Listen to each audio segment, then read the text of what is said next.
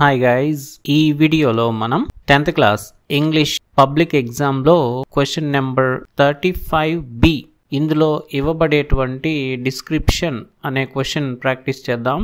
ఇప్పుడు మనం డిస్కస్ చేయబోయే క్వశ్చన్ మనం పబ్లిష్ చేసినటువంటి మెటీరియల్లో డిస్క్రిప్షన్స్ సెక్షన్లో ఫస్ట్ క్వశ్చన్ గా ఉంటుంది. మన మెటీరియల్ ఫాలో అయ్యే వాళ్ళకి ఈ క్వశ్చన్ ఇంకా ఈజీగా ఉంటుంది. ఎవరికైనా మన మెటీరియల్ పీడిఎఫ్ కావాలంటే కామెంట్స్ సెక్షన్ లో పిన్ చేయబడిన కామెంట్ లో నెంబర్ ని కాంటాక్ట్ చేయండి.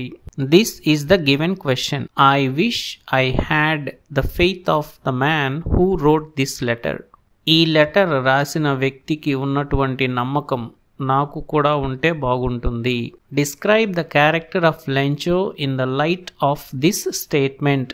ఈ స్టేట్మెంట్ సందర్భంగా లెంచో క్యారెక్టర్ ని డిస్క్రైబ్ చెయ్యండి. లేదా describe the character of Lencho in the lesson a letter to God. A letter to God lesson లో లెంచో క్యారెక్టర్ ని డిస్క్రైబ్ చెయ్యండి. So we try a simple answer here.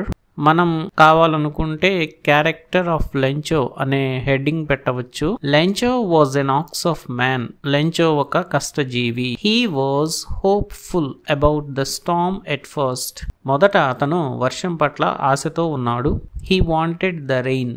వర్షం పడాలని అతను కోరుకున్నాడు. He thought it would help the crop. వర్షం పంటకి మేలు చేస్తుందని ఆశించాడు. He compared the rain drops to new coins. అతను వర్షపు చినుకులను న్యూ కాయిన్స్ తో పోల్చాడు. But later the hail storm destroyed the crop totally. కానీ తరువాత వడగళ్ళు పంటని పూర్తిగా నాశనం చేశాయి. So he became helpless. దాంతో అతను నిస్సహాయుడైనాడు. His family had nothing to eat. అతని ఫ్యామిలీకి తినడానికి ఏమీ మిగలలేదు. But he had faith in God.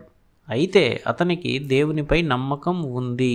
He thought that faith can move mountains.